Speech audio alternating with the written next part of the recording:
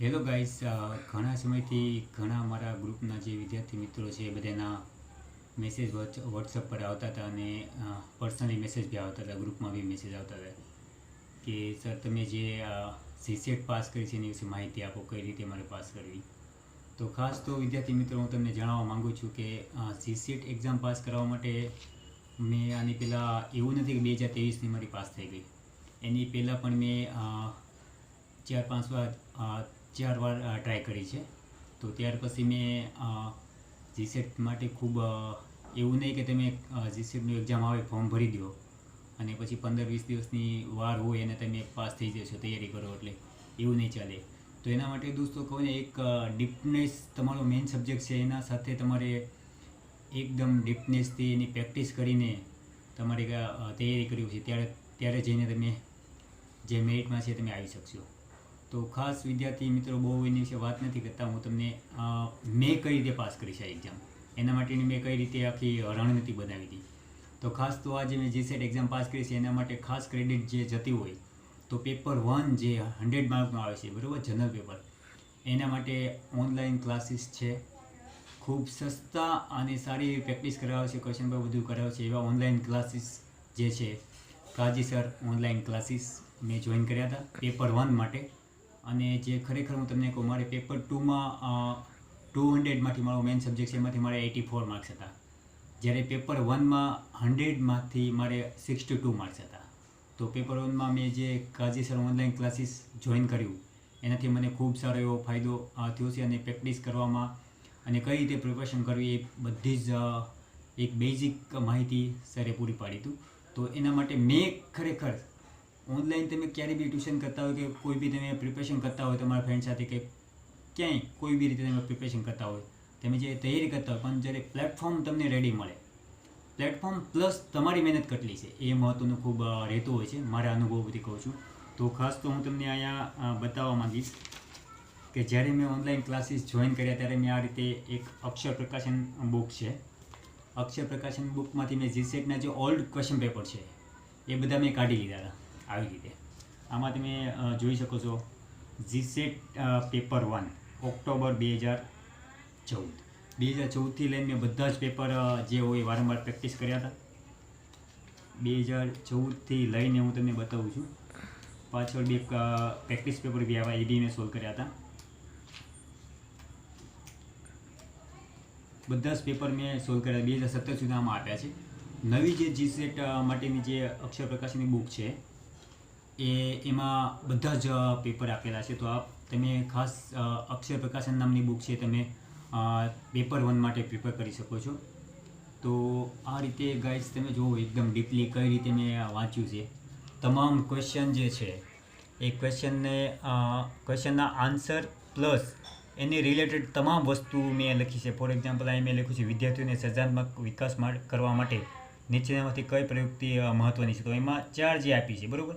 તો અહીંયા મેં લખ્યું છે ઓકે, કચાશ શોધવા માટે નિર્ધાત્મક કરવી, એની સાથે 4-4ના જે આન્સર છે એ બી મેં સાઈડમાં લખી રાખ્યા છે.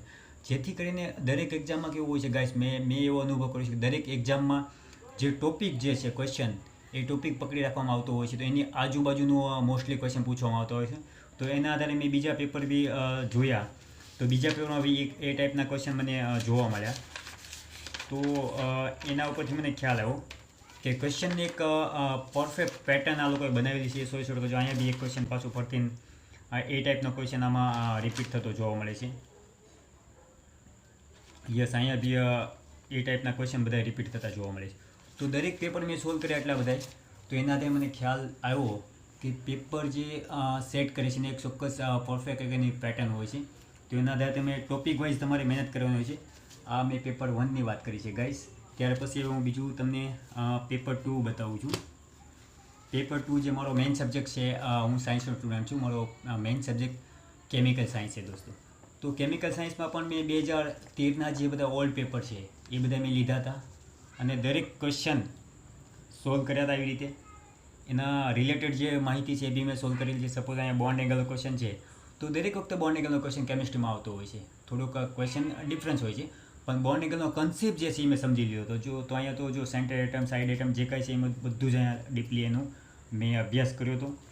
તો ત્યાર પછી આખી જે પેપરની પેટર્ન છે મેં ઓલ્ડ પેપર ઉપરથી પેપરની પેટર્ન નક્કી કરી અને ખ્યાલ આવ્યો કે આ ટાઈપના ક્વેશ્ચન આવતા હોય છે. આ બધા જ ક્વેશ્ચન પેપર મેં સોલ્વ કર્યા છે ગાઈસ.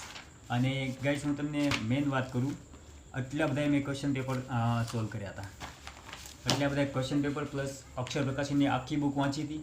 ત્યાર પછી ઓનલાઈન જે કાજી સરના ક્લાસીસ છે, જે કાજી સર એકદમ કહેવાય ને એક્સ્ટ્રા ઓર્ડિનરી ટાઈપનું જે મેથ્સ રિઝનિંગ કરાવે છે પેપર 1 માટે, જેમાંથી 15 યા 16 to 20 માર્ક્સ સુધીનું ઘણીવાર આવી જતું હોય છે. તો એમાંથી હું તમને કહું તો લગભગ મારે બધા જ ક્વેશ્ચન જે મેથ્સના રિઝનિંગના આવે બધા જ સાચા પડ્યા હતા. અને એનો શ્રેય કાજી સરને જાય છે. Thank you sir. તો એટલી બધી ગાઈસ મહેનત કરવી પડી છે, ત્યારે તમે તમારું જીસેટ માટે પ્લેટફોર્મ બનાવી શકો છો. અને મારી રિક્વેસ્ટ છે, જો તમે ઓનલાઈન ક્લાસીસ કરવા માંગતો હોય તો કાજી સરના ઓનલાઈન કાજી સર ક્લાસીસ છે તમે જોઈન કરી લો, તમને ખૂબ સારો એવો ફાયદો થવાનો છે. તો આટલી બધી મહેનત કરવાની છે તમારી બી, તમે પણ બધાય પાસ થશો. હવે હું તમને મારું મેઇન જે જીસેટ છે એનું સર્ટિફિકેટ બતાવું. તો ગાઈસ હવે હું તમને કહેવા માગું છું, ખાસ તો આ જે MS યુનિવર્સિટી જે જીસેટની એક્ઝામ લે છે એમાંથી મેં મારું MSc કરેલું છે, બરાબર. અને ત્યાર પછી મેં મારું PhD 2019થી MSUમાંથી જોઈનિંગ કરેલું છે. અને હવે હું તમને જે બતાવવા જઈ રહ્યો છું, ક્યારના આપણે જીસેટની વાત કરી રહ્યા છીએ. તો આ છે મારું જીસેટનું સર્ટિફિકેટ ગાઈસ, જોઈ લો. મેં 2023માં પાસ કરી છે. મેરિટનો રેન્ક જોઈએ આપણે, મેરિટના આધારે તો 18મો નંબર ઓલ ગુજરાતમાં મારો હતો. તો ખૂબ સારી એવી મહેનત કરીને આપણે આ સિદ્ધિ હાંસિલ કરી શકીએ છીએ. તો ગાઈસ આ વિડીયો કેવો લાગ્યો છે? કોઈ વધુ જીસેટ માટે તમારી માહિતી જોઈએ, કોઈ બી કોઈ પણ પ્રકારની તમારી ક્વેરી હોય, કોઈ ક્વેશ્ચન હોય, ખાસ તો કેમિસ્ટ્રી વિશે, મારો મેઇન સબ્જેક્ટ કેમિસ્ટ્રી, ગુજરાતીમાં કહીએ તો રસાયણ વિજ્ઞાન મારો સબ્જેક્ટ છે. તો એને રિલેટેડ ખાસ હું તમને માહિતી આપી શકીશ. તો આ મારું જીસેટનું સર્ટિફિકેટ જોઈ લો ગાઈસ. આ ટાઈપનું તમારે સર્ટિફિકેટ જે આવે છે તમે ઓનલાઈનથી ડાઉનલોડ કરવાનું હોય છે. તમે જો મેરિટમાં આવો તો આ પ્રકારનું સર્ટિફિકેટ તમને જીસેટ પ્રોવાઈડ કરશે. ઓકે ગાઈસ, ત્યાર પછી હું તમને હજી એક મારી સિદ્ધિ બતાવું છું ગાઈસ. જીસેટ પછી જે ખાસ તો મારું ડ્રીમ હતું કે આસિસ્ટન્ટ પ્રોફેસર માટેની કોઈ એક્ઝામ પાસ કરીએ. તો જીસેટ પાસ કર્યા પછી ખાસ તો મેં મારું PhD બી રનિંગ હતું, ડૉક્ટર ઓફ ફિલોસોફર. તો મેં 4 જૂને ગાઈસ ડૉક્ટર ઓફ ફિલોસોફરની થીસીસ પણ સબમિટ કરાવી છે ગાઈસ. તો આ મારી થીસીસ સબમિટ કરી દીધી છે ગાઈસ. તો તમે કેમિસ્ટ્રી રિલેટેડ કોઈ પણ ક્વેશ્ચન તમે જીસેટ માટે મને પૂછી શકો છો. કોઈ પણ તમારા ક્વેરી હોય અથવા કઈ રીતે સર તમારે જીસેટની પ્રિપેરેશન કરવી છે એના માટે, તો અમારી થીસીસ પણ અમે સબમિટ કરી દીધી છે.